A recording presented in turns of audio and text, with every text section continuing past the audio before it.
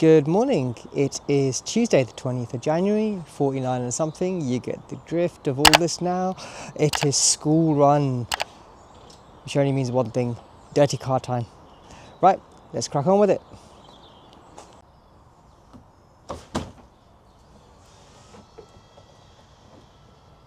Squeeze. Because you've got two cars parked next to each other that are quite close, it pays not to be a big guy. And we're back in a room. Well, not in the room, but in a room. And if you've seen some of my previous videos, you'll see this area quite a lot. This is our office. And in our office, quite a lot happens. There's the kids' stuff, there's my stuff, there's my wife's stuff, there's work stuff. There's a lot going on in here. And yeah, like everywhere else, it could probably do with a bit of a tidy up, but you can't see the bit that needs to be tidied up over there. And some things over there. And some things possibly over here. But no dead bodies. Right, jokes aside. Something I mentioned yesterday, and I want to go into a little bit more because I had somebody message me about this in regards to why are you so confident on screen or on a video, etc., etc. And he was saying that he was becoming a bit of a recluse. No names, nothing like that, and there's no shame in this either. You know what? I used to be a little bit like that when I was younger. Because people said to me that you can't do something, you can't be something. This thing about limiting beliefs, I really want to dig into this. But before we do that, I would be foolish not to talk about the things that are going on in my head and in my mind that don't matter. The reason why I say they don't matter is because everyone seems to be going on about Brooklyn Beckham. In my mother tongue, which is Punjabi,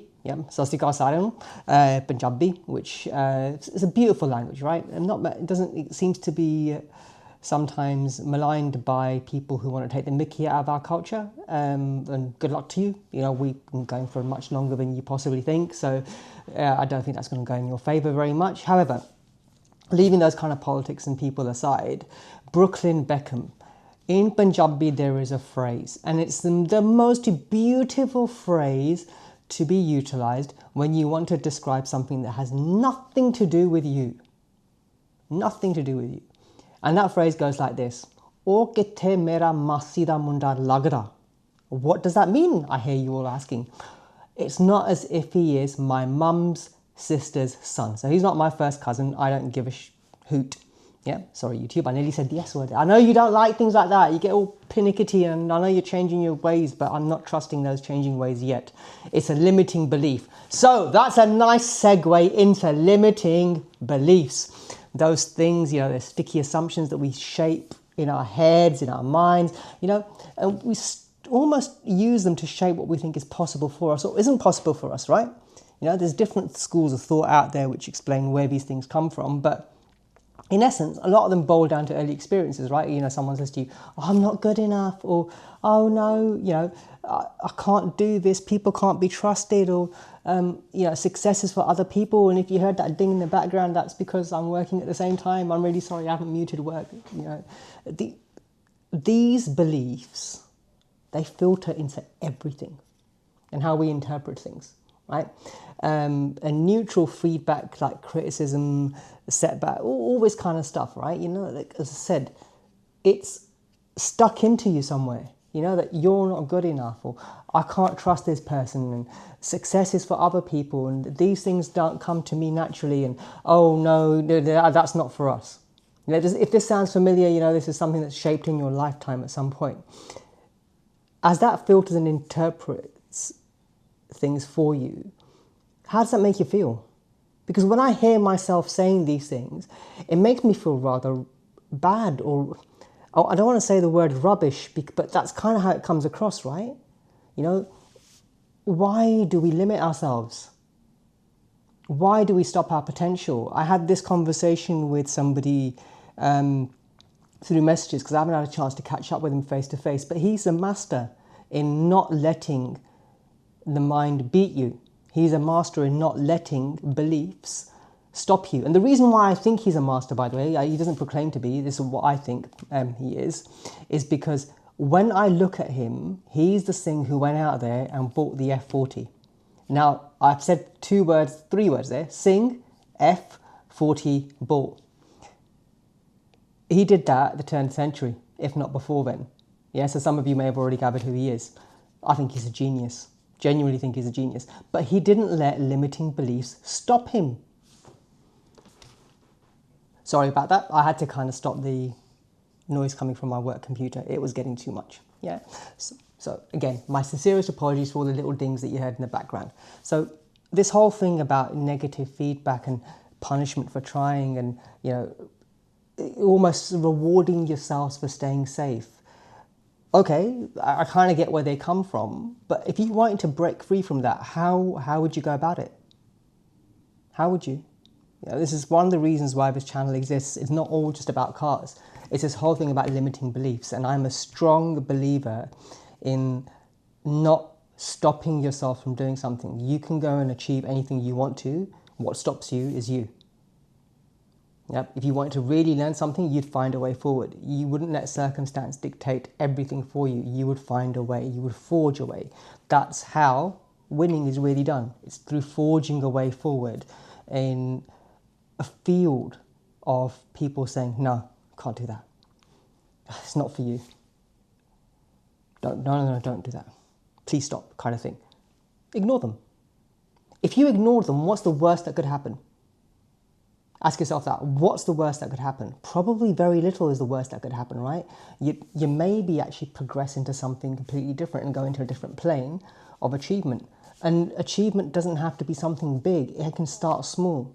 Everything starts small. Nothing comes overnight. Like all these success stories you see out there, all of them have most things in common, which is somebody chipped away at something for absolutely ages, created their own luck, and then the rest happened after that.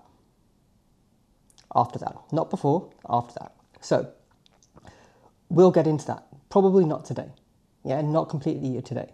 Today is a day whereby, in my mind, in my head, these are things that have been going around because someone messaged me that and I didn't know what to say to them really without sounding too condescending or without coming across as a bit of an arrogant prick, right?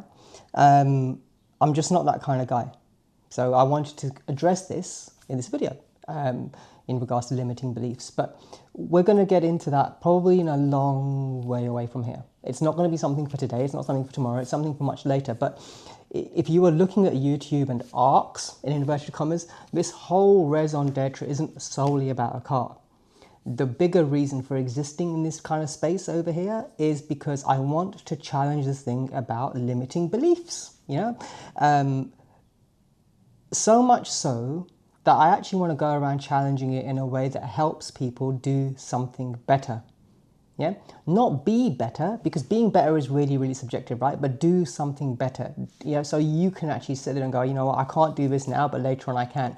And in that space, I'm really going to challenge myself. So people who know me know what my background is in regards to technology and maths and things like that, and where my head's normally been. But I'm going to go and do something I've never done before, simply because I want to challenge this thing about limiting beliefs.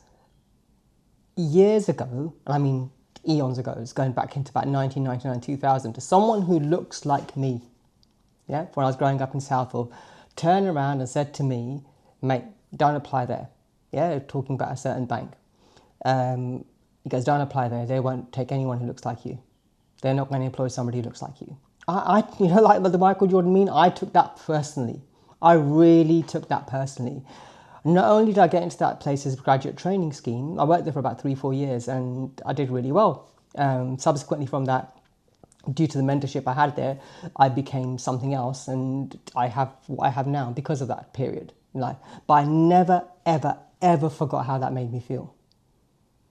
Someone who I looked up to, someone who I thought would have my back, someone who I thought would be the same as me and think the same as me, said, no, you can't. That hurt. So we don't let that come into our life anymore. You have a choice. I made a choice. You have exactly the same choices. Either believe the person or the people that keep on saying to you, you can't do something, or for one day, switch that voice off and see what happens next. The world is your oyster. Literally, the world is your oyster. You can do anything you want to, and we're here to try and make you feel and see that that's possible. again, change comes in small increments. It's not a big thing. It doesn't happen overnight, but we can get there together. So that's the other reason for this YouTube channel existing. It's not all just about cars, right? So there you go. What's to look ahead with this week? My friend wants to get a car, so that should be interesting later on in the week.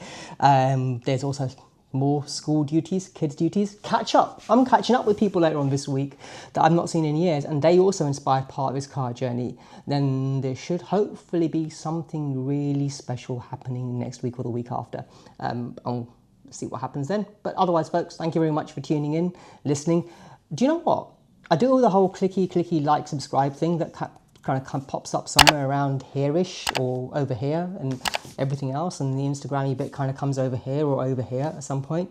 But what I'd really like is your comments. What do you want to know about ownership of a Ferrari? What's it like living with one? All that kind of stuff. A very good friend of mine sent me lots of messages late last night in regards to video tips and things that I could go into, and all of them were fantastic. I didn't know what to say to him. I was very, very grateful. So if you're watching today, Mr. B. Bamra, thank you very much indeed. I will take heed on what the advice you sent me, because I take all the advice that people send me and I read everything that people send me, and I value it. You took time out of your life to communicate with me and tell me something, and you told me that because you want things to be better, or more improved, or actually even better than that, content ideas. It's difficult to come up with ideas for the next 360 something odd days. So I take every single thing that people come up with, and I'll evaluate all of them, right? I can't do everything, but I will evaluate them all. Thank you very much, folks. Take care and see you tomorrow.